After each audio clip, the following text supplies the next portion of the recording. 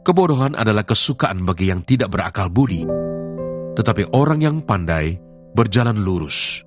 Rancangan gagal kalau tidak ada pertimbangan, tapi terlaksana kalau penasihat banyak. Seseorang bersuka cita karena jawaban yang diberikannya, dan alangkah baiknya perkataan yang tepat pada waktunya.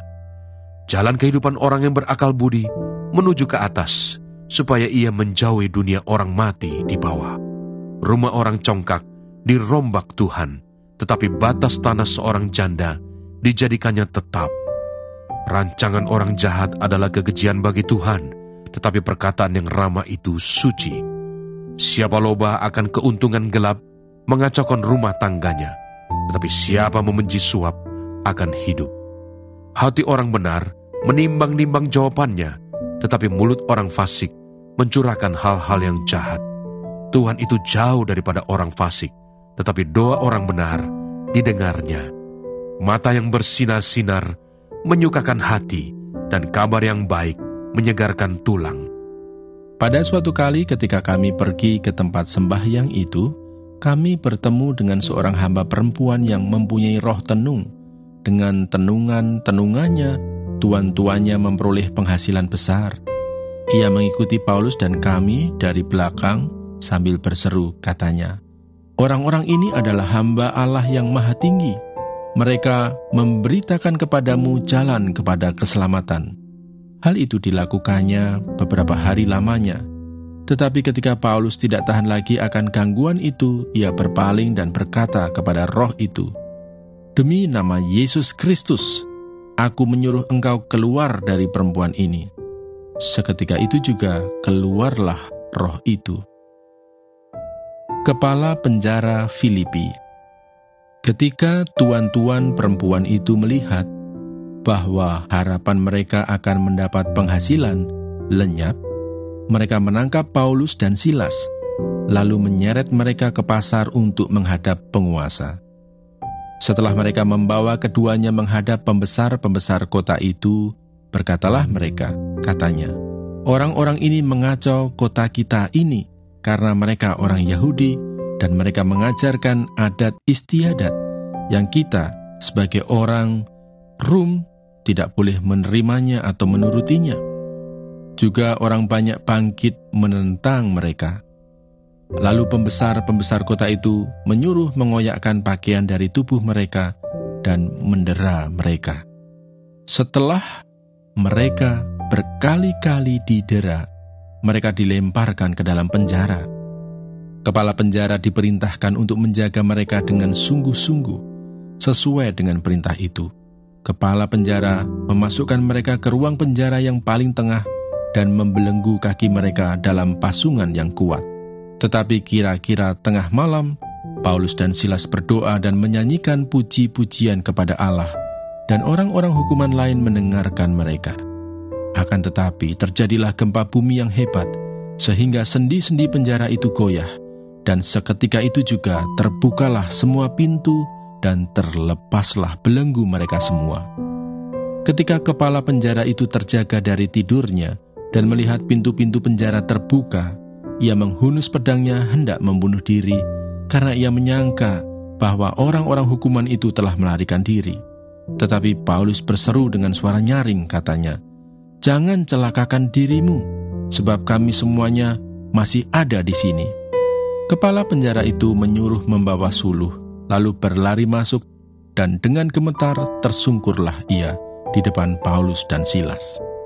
Ia mengantar mereka keluar sambil berkata, "Tuan-tuan, apakah yang harus aku perbuat supaya aku selamat?" Jawab mereka, "Percayalah kepada Tuhan Yesus Kristus dan engkau akan selamat, engkau dan seisi rumahmu."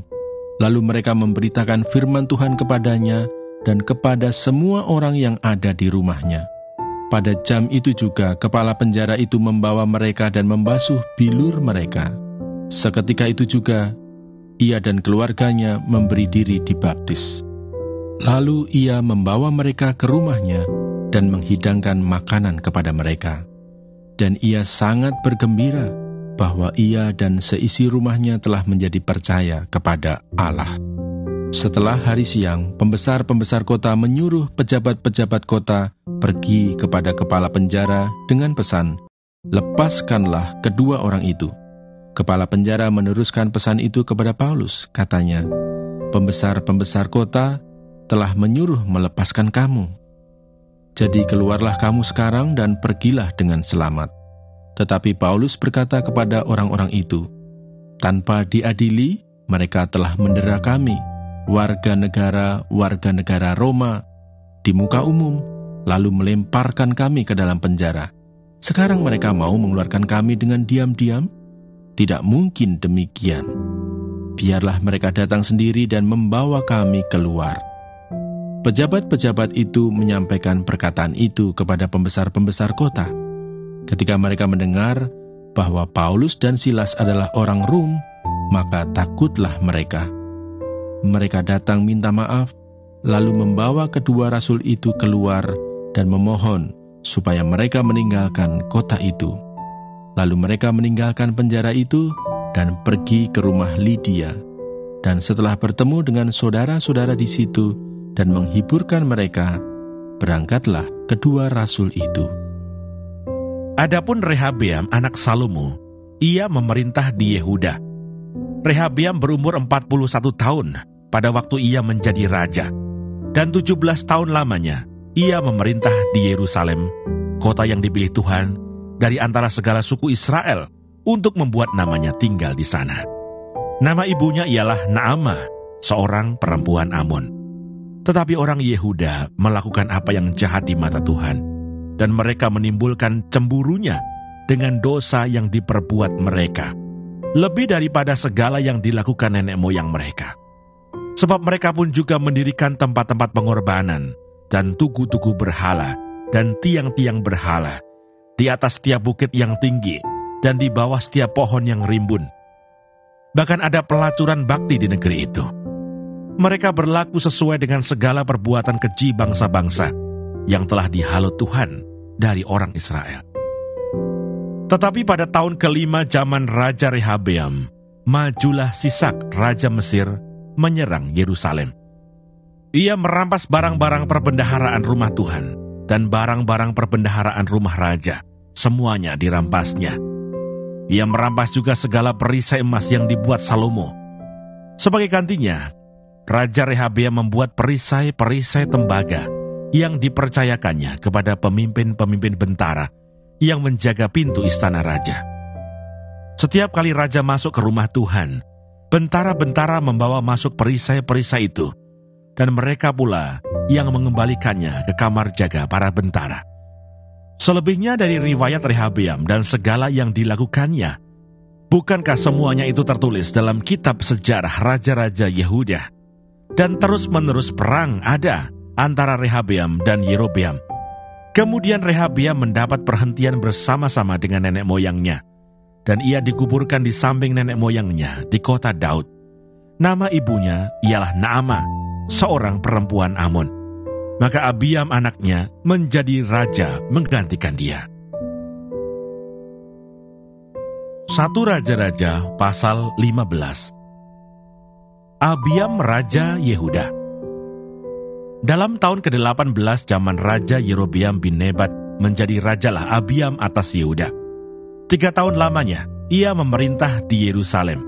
Nama ibunya ialah Maaka, anak Abisalom. Abiam hidup dalam segala dosa yang telah dilakukan ayahnya sebelumnya, dan ia tidak dengan sepenuh hati berpaut kepada Tuhan Allahnya, seperti Daud moyangnya. Tetapi oleh karena Daud, maka Tuhan Allahnya memberikan keturunan kepadanya di Yerusalem, dengan mengangkat anaknya menggantikan dia, dan dengan membiarkan Yerusalem berdiri. Karena Daud telah melakukan apa yang benar di mata Tuhan, dan tidak menyimpang dari segala yang diperintahkannya kepadanya seumur hidupnya, kecuali dalam perkara Uria orang Het itu. Dan ada perang antara Rehabeam dan Yerobeam seumur hidupnya. Selebihnya dari riwayat Abiam dan segala yang dilakukannya, bukankah semuanya itu tertulis dalam kitab sejarah Raja-Raja Yehuda? Dan ada perang antara Abiam dan Yerobeam. Kemudian Abiam mendapat perhentian bersama-sama dengan nenek moyangnya. dan ia dikuburkan di kota Daud. Maka Asa anaknya menjadi raja menggantikan dia. Asa Raja Yehuda. Dalam tahun ke-20 zaman Yerobeam Raja Israel, Asa menjadi raja atas Yehuda. 41 tahun lamanya ia memerintah di Yerusalem. Nama neneknya yang perempuan ialah Maakah, anak Abisalom. Asa melakukan apa yang benar di mata Tuhan seperti Daud, bapa leluhurnya. Ia menyingkirkan pelacuran bakti dari negeri itu dan menjauhkan segala berhala yang dibuat oleh nenek moyangnya. Bahkan ia memecat Maakah neneknya dari pangkat ibu suri karena neneknya itu membuat patung Asyera yang keji. Asa merobohkan patung yang keji itu dan membakarnya di lembah Kidron. Sekalipun bukit-bukit pengorbanan tidak dijauhkan, namun Asa berpaut kepada Tuhan dengan segenap hatinya sepanjang umurnya. Ia membawa persembahan-persembahan kudus ayahnya dan persembahan-persembahan kudusnya sendiri ke rumah Tuhan, yakni emas dan perak, serta barang-barang lain. Dan ada perang antara Asa dan Baesa, Raja Israel, sepanjang umur mereka. Baesa Raja Israel maju berperang melawan Yehuda, dan ia memperkuat Rama dengan maksud mencegah lalu lintas kepada Asa, Raja Yehuda. Tetapi Asa mengambil segala emas dan perak yang masih tinggal dalam perbendaharaan rumah Tuhan dan dalam perbendaharaan rumah raja, dan menyerahkannya kepada pegawainya. Kemudian Raja Asa mengutus mereka kepada Ben-Hadad bin Tabrimon bin Hesion, Raja Aram yang diam di Damsyik, dengan membawa pesan, "Ada perjanjian antara aku dan engkau, antara ayahku dan ayahmu. Di sini kukirim kepadamu suatu bingkisan, yakni emas dan perak. Marilah, batalkanlah perjanjianmu dengan Baesa, Raja Israel, supaya ia undur daripadaku." Lalu Ben-Hadad mendengarkan permintaan Raja Asa. Ia menyuruh panglima-panglimanya menyerang kota-kota Israel, dan ia mengalahkan Iyon, Dan, Abel, Bet, Maakah, dan seluruh Kinerot, serta seluruh tanah Naftali.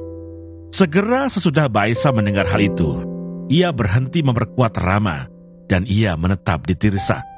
Tetapi Raja Asa mengerahkan segenap orang Yehuda, seorang pun tiada yang terkecuali. Mereka harus mengangkat batu dan kayu yang dipergunakan Baesa untuk memperkuat Rama.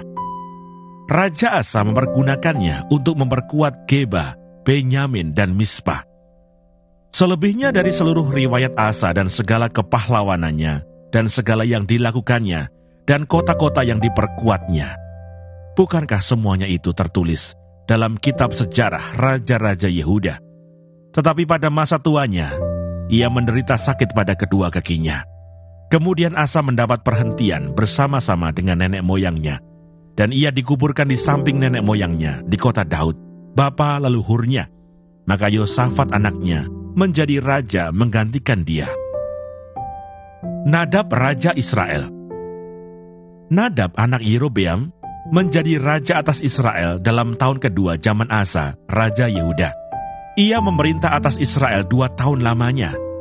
Ia melakukan apa yang jahat di mata Tuhan, serta hidup menurut tingkah laku ayahnya, dan menurut dosa ayahnya, yang mengakibatkan orang Israel berdosa pula. Dan Baesa bin Ahia dari kaum Isyakar mengadakan persepakatan melawan dia. Baesa menewaskan dia di Gibeton, yang termasuk wilayah orang Filistin, sedang Nadab dan seluruh Israel mengepung Gibeton itu. Baesa membunuh dia dalam tahun ketiga zaman Asa, Raja Yehuda, dan menjadi raja menggantikan dia. Segera sesudah ia menjadi raja, ia membunuh seluruh keluarga Yerobeam. Tidak ada yang bernafas yang ditinggalkannya hidup daripada Yerobeam, sampai dipunahkannya semuanya, sesuai dengan firman Tuhan yang diucapkannya dengan perantaraan hambanya Ahia, orang Silo itu. Oleh karena dosa-dosa yang telah dilakukan Yerobeam, yang mengakibatkan orang Israel berdosa pula, oleh sebab sakit hati yang ditimbulkannya pada Tuhan, Allah Israel. Selebihnya dari riwayat Nadab dan segala yang dilakukannya, bukankah semuanya itu tertulis dalam kitab sejarah Raja-Raja Israel? Dan ada perang antara Asa dan Baesa, Raja Israel, sepanjang umur mereka. Baesa Raja Israel. Dalam tahun ketiga zaman Asa, Raja Yehuda, Baesa bin Ahia, menjadi raja atas seluruh Israel di Tirsa. Ia memerintah 24 tahun lamanya. Ia melakukan apa yang jahat di mata Tuhan, serta hidup menurut tingkah laku Yerobeam, dan menurut dosanya, yang mengakibatkan orang Israel berdosa pula. 1 Raja-Raja pasal 16. Kemudian datanglah firman Tuhan kepada Yehu bin Hanani melawan Baesa, bunyinya, oleh karena engkau telah kutinggikan dari debu, dan kuangkat menjadi raja atas umatku Israel. Tetapi engkau telah hidup seperti Yerobeam, dan telah menyuruh umatku Israel berdosa, sehingga mereka menimbulkan sakit hatiku dengan dosa mereka. Maka sesungguhnya, aku akan menyapu bersih Baesa dan keluarganya. Kemudian aku akan membuat keluargamu seperti keluarga Yerobeam bin Nebat. Siapa yang mati daripada Baesa di kota, akan dimakan anjing, dan yang mati daripadanya di padang akan dimakan burung yang di udara. Selebihnya dari riwayat Baesa dan apa yang dilakukannya dan kepahlawanannya, bukankah semuanya itu tertulis dalam kitab sejarah raja-raja Israel? Kemudian Baesa mendapat perhentian bersama-sama dengan nenek moyangnya, dan ia dikuburkan di Tirsa. Maka Ela, anaknya, menjadi raja menggantikan dia. Juga dengan perantaraan Nabi Yehu bin Hanani, firman Tuhan telah datang melawan Baesa dan melawan keluarganya, baik karena segala yang jahat yang telah dilakukannya di mata Tuhan, sehingga ia menimbulkan sakit hati Tuhan dengan perbuatan tangannya. Dan dengan demikian, menjadi sama seperti keluarga Yerobeam, maupun oleh karena ia telah membunuh Yerobeam.